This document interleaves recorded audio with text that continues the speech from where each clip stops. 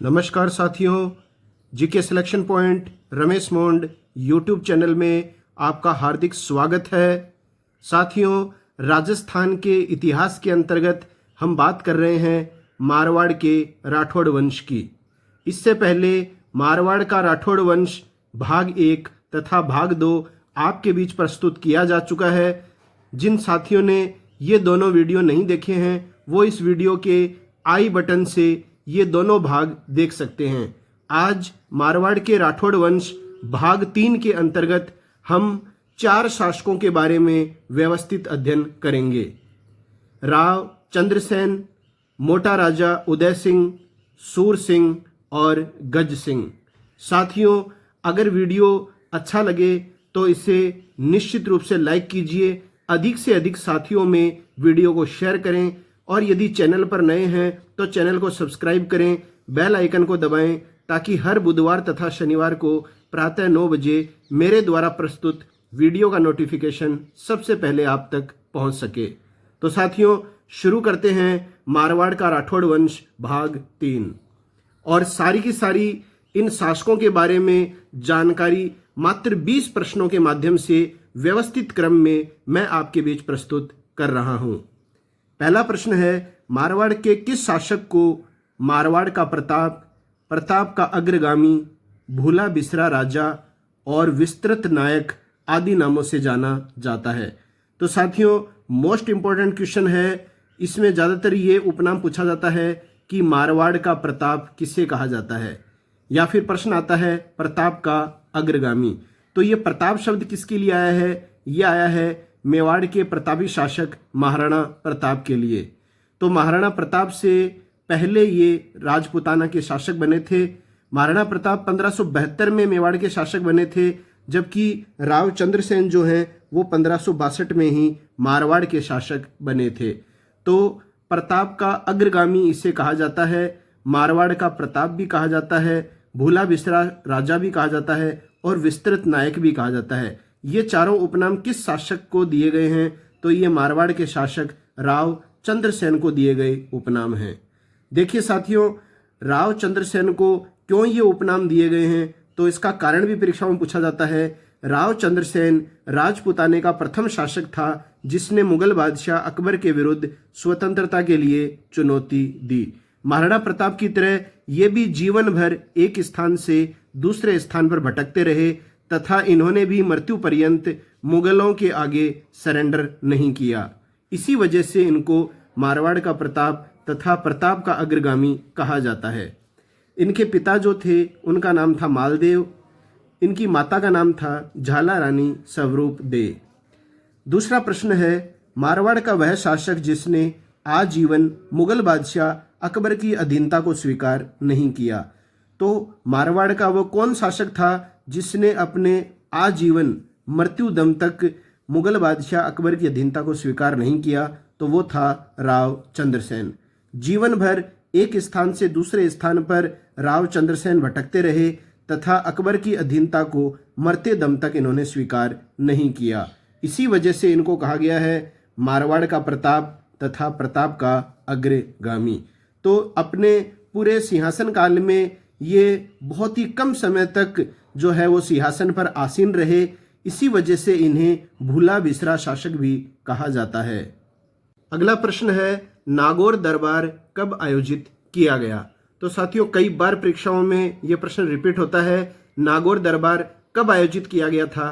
तो ये किया गया था 1570 में। तो ये तो वर्ष से संबंधित प्रश्न है। एक प्रश्न आता है, नागौर दरबार किसके द्वारा आयोजित करवाया गया था? तो ये करवाया गया था मुगल बादशाह अकबर के द्वारा। और या फिर आ जाता है, आपको राजपूताने के किसी शासक का नाम दे दिया जाता है और पूछा जाता है ये दरबार किसके द्वारा लगाया गया था। तो मुगल बादशाह अकबर के द्वारा ही ये दरबार लगवाया गया था। लेकिन देखिए, नागौर में आमेर के राजा भारमल की सहायता से 1570 में अकबर ने नागौर दरबार लगाया था। तो अकबर ने किस राजपूताना के शासक की सहायता से ये दरबार नागौर में लगवाया था? तो वो शासक थे आमेर के राजा भारमल। ये आपको ध्यान में रखना है। तो नागौर दरबार कब आयोजित हुआ? 1570 में हुआ। किसके द्वारा लगवाया गया था? मुगल बादशाह अकबर के द्वारा। और राजपूताने के किस शासक की सहायता से अकबर ने दरबार लगवाया था? तो राजा भारमल की सहायता से।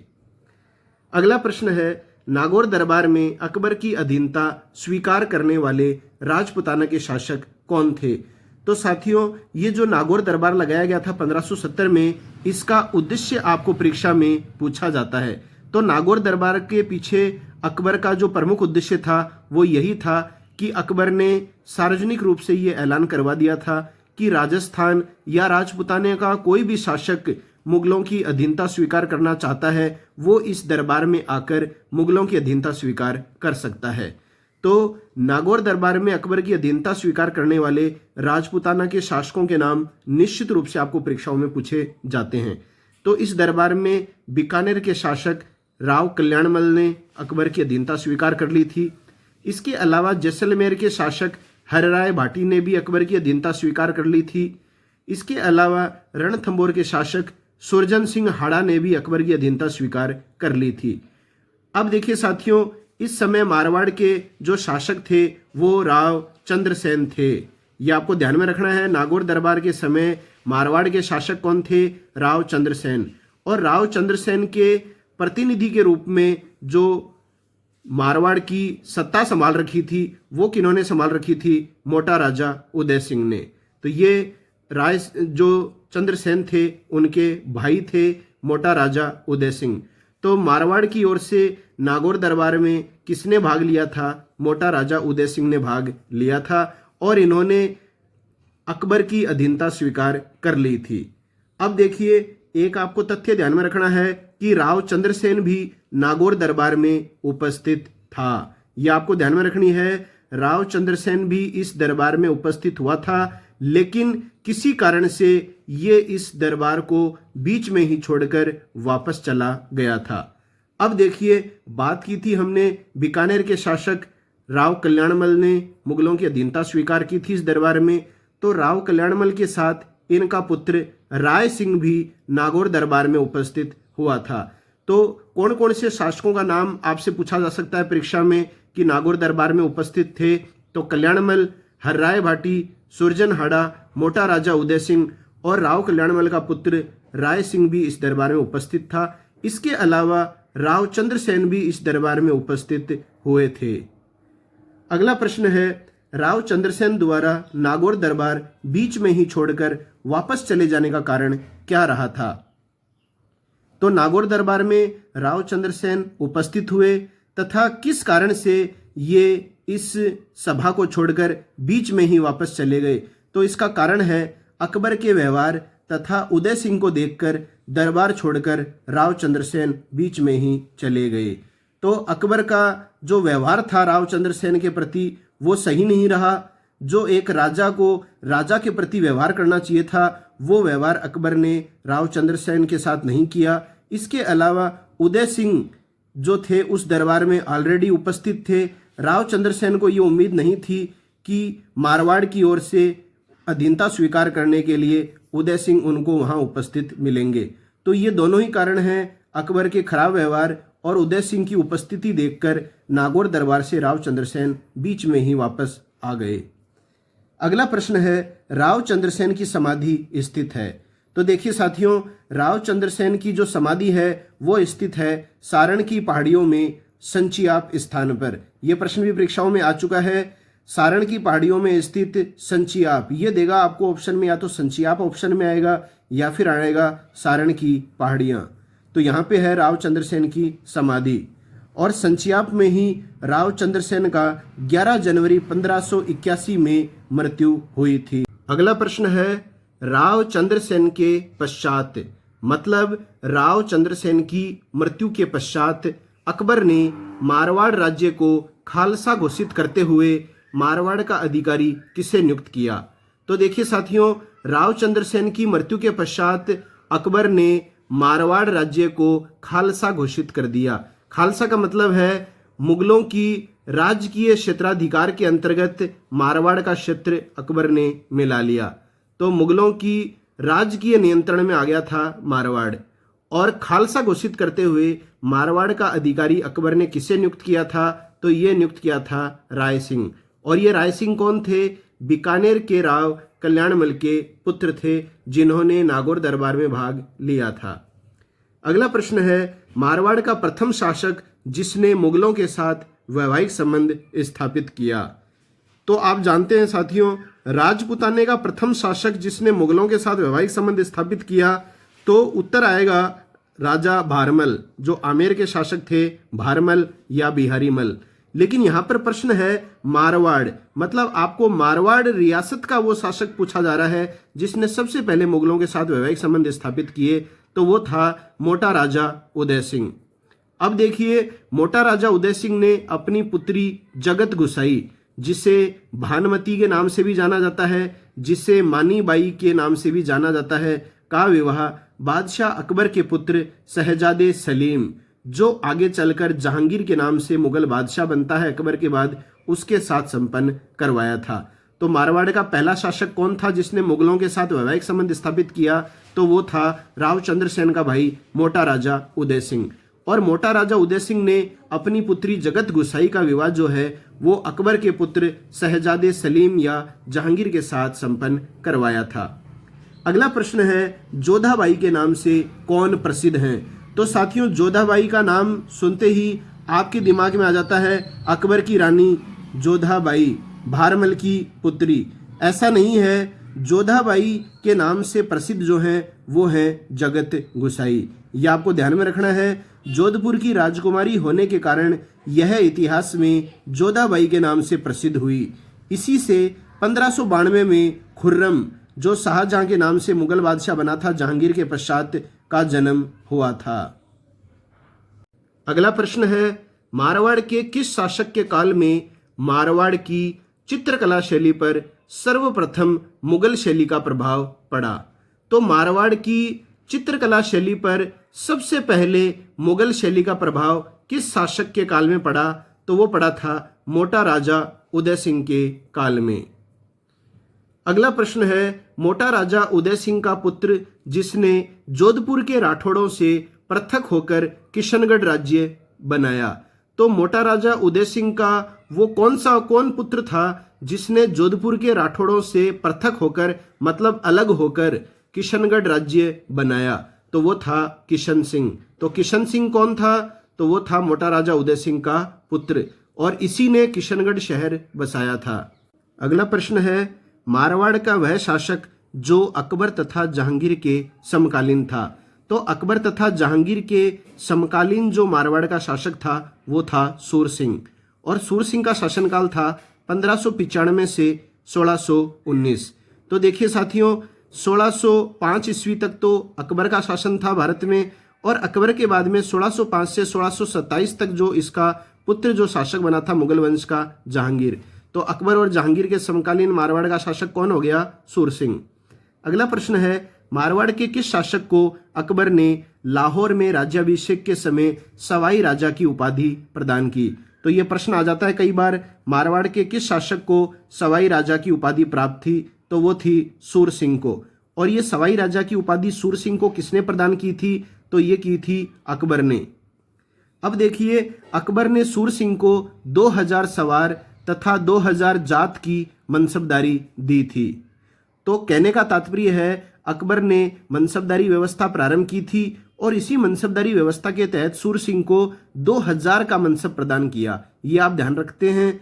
और इसके बाद में जहांगीर जो शासक बना अकबर के बाद, जहांगीर ने इस मनसबदारी को बढ़ाकर कितना कर दिया? 5000 कर दिया। तो अकबर ने तो 2000 की मनसबदारी दी थी, और इसके पुत्र जहांगीर ने सूर सिंह को 5000 की मनसबदारी प्रदान कर दी थी।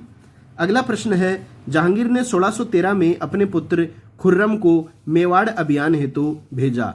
तो 1613 में जहांगीर ने अपने पुत्र खुर्रम को मेवाड़ अभियान के लिए भेजा था। यही खुर्रम है जो आगे शाहजहां के नाम से शासक बनेगा। इस अभियान में मारवाड़ का कौन शासक खुर्रम के साथ था? तो आपको पता है, महाराणा प्रताप के पुत्र अमर सिंह ने मुगलों की अधीनता स्वीकार कर ली थी 1615 ईस्वी में, और इस अभियान के तहत ही ये संधि महाराणा अमर सिंह तथा खुर्रम के मध्य संपन्न हुई थी। तो कहने का तात्पर्य यही है कि ये जो अभियान भेजा था जहांगीर ने अपने पुत्र खुर्रम के नेतृत्व में मेवाड़ पर, इस अभियान में मारवाड़ का कौन शासक उसके साथ था? तो खुर्रम के साथ था मारवाड़ का शासक सूर सिंह।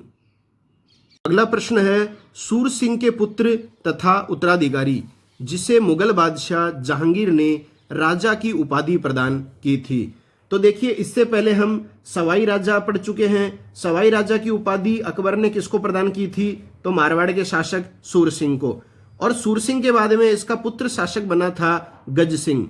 इस गज सिंह को जो है वो जहांगीर ने कौन सी उपाधि प्रदान की थी? राजा की उपाधि। दोनों प्रश्न परीक्षाओं में पूछे जा चुके हैं। और गज सिंह का शासनकाल रहा है 1619 से 1638 ईस्वी। अगला प्रश्न है, 1622 में जहांगीर के विरुद्ध इसके पुत्र खुर्रम ने विद्रोह कर दिया था। इस विद्रोह को दबाने हेतु जहांगीर ने किसे भेजा था? तो इस विद्रोह को दबाने के लिए मुगल बादशाह जहांगीर ने भेजा था मारवाड़ के शासक गज सिंह को। और गज सिंह जो है वो इस अभियान में सफल रहा था। अगला प्रश्न है, किस मुगल बादशाह ने गज सिंह को दल थंबन की उपाधि से सम्मानित किया था? वेरी इंपॉर्टेंट क्वेश्चन है ये भी। मुगल बादशाह जहांगीर के द्वारा गज सिंह को दल थंबन की उपाधि से भी सम्मानित किया गया था।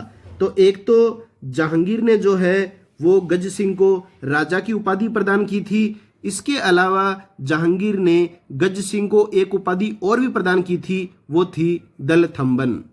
देखिए क्यों ये उपाधि दी थी। खुर्रम के विरुद्ध अभियान में गज सिंह की सफलता से प्रसन्न होकर जहांगीर ने गज सिंह को दल थंबन की उपाधि दी तथा गज सिंह के घोड़ों को शाही दाग से भी मुक्त कर दिया।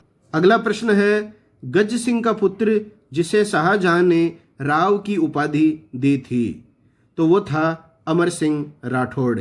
अमर सिंह राठौड़ को मुगल बादशाह शाहजहां ने राव की उपाधि दी थी। तो ये उपाधियां आप ध्यान में रखिए साथियों। सवाई राजा की उपाधि सूर सिंह को प्रदान की थी अकबर ने। इसके अलावा जो है राजा की उपाधि गज सिंह को प्रदान की थी जहांगीर ने। इसके अलावा गज सिंह को ही दल थंबन की उपाधि भी जहांगीर ने प्रदान की थी। इसी तरह से गज सिंह के पुत्र को राव की उपाधि प्रदान जो की गई थी वो की गई थी मुगल बादशाह शाहजहां के द्वारा। तो शाहजहां ने राव की उपाधि प्रदान की थी अमर सिंह राठौड़ को। अगला प्रश्न है, the forgotten hero of Marwar. इसका मतलब है भूला बिसरा नायक। तो फॉरगटन हीरो ऑफ मारवाड़ किसे कहा जाता है? तो ये कहा जाता है राव चंद्रसेन को। अगला प्रश्न है, गज सिंह ने अपनी मृत्यु से पूर्व किसे अपना उत्तराधिकारी बनाया? तो गज सिंह ने अपने जीवन काल में ही अपना उत्तराधिकारी बनाया था जसवंत सिंह को। तो साथियों ये है आज की अपनी वीडियो मारवाड़ का राठौड़ वंश भाग 3। और इसके अंतर्गत मैंने आपको वो सभी इंपॉर्टेंट प्रश्न बता दिए हैं जो परीक्षाओं में निश्चित रूप से आते हैं। राव चंद्रसेन, राजा उदय सिंह, सूर सिंह और गज सिंह के संदर्भ में प्रश्न इस वीडियो से बाहर नहीं बनेगा। सभी के सभी तथ्यों को मैं आपके बीच प्रस्तुत कर चुका हूं। साथियों अगर वीडियो पसंद आया है तो इसे लाइक जरूर कीजिएगा, अधिक से अधिक साथियों में वीडियो को शेयर कीजिएगा और यदि चैनल पर नए हैं तो चैनल को सब्सक्राइब जरूर कीजिए। सब्सक्राइब करने के साथ ही बेल आइकन को जरूर दबाइए ताकि हर बुधवार तथा शनिवार को प्रातः 9 बजे मेरे द्वारा प्रस्तुत वीडियो का नोटिफिकेशन सबसे पहले आप तक पहुंच सके। तो मिलते हैं अगली वीडियो के साथ, तब तक के लिए जय हिंद, जय भारत, वंदे मातरम।